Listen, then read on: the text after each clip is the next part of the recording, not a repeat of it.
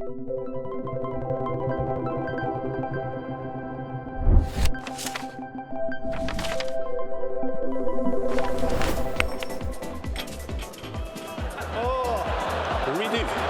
come on. Here's a moment between the very best in men's tennis. Are these people competing or cooperating? You might think it's pretty obvious, but there's something we're missing. Of course our two players are competing, but how come they only serve when it's their turn? Why don't they serve from the net rather than the baseline? Then they could smash one ace after another. They can't do that because it's against the rules. And it's around those rules that the players cooperate.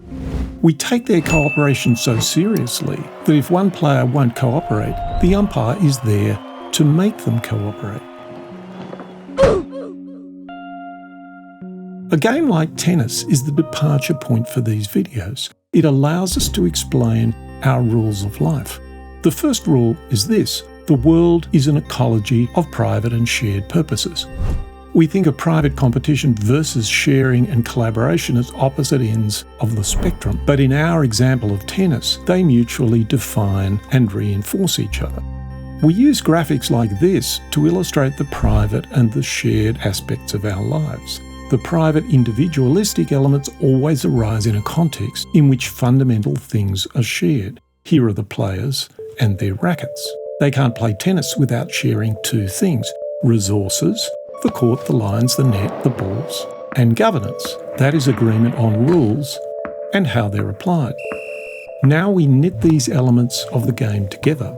If the private and shared elements complement each other, our graphic captures this by giving equal space to each. Where they balance each other, their ecology is healthy.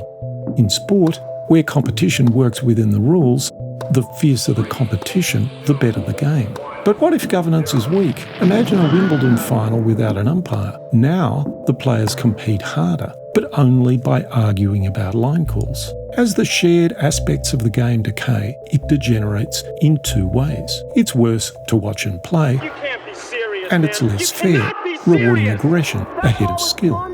This illustrates our second rule of life. Where private and shared purposes reinforce each other, their ecology is healthy. Where they undermine each other, that ecology becomes unhealthy. An invitation to inefficiency, an obstacle to excellence, an on-ramp for cheating, a leg up for the pushy, an engine of oligarchy. This series gives us a new way to see how these problems fester all around us. Just as a game of tennis is its own specific ecology of private and shared purposes, so too is a school, a job, a profession, social and mass media, a government or a nation.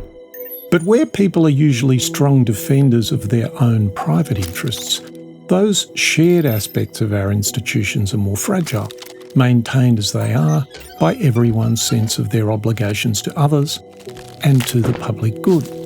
Today, the shared aspects of each of these institutions are being colonised by private interest and by one faction ahead of another. And that's driving those who feel left out crazy. With our planet at risk, so is our capacity to make sane political decisions. With new ways to see the problem, new solutions arise. So join us as we explore our economic, social and political worlds. We're thinking of big systemic problems, but we always start with the everyday. And it all starts with another ecology of private and shared purposes, a conversation.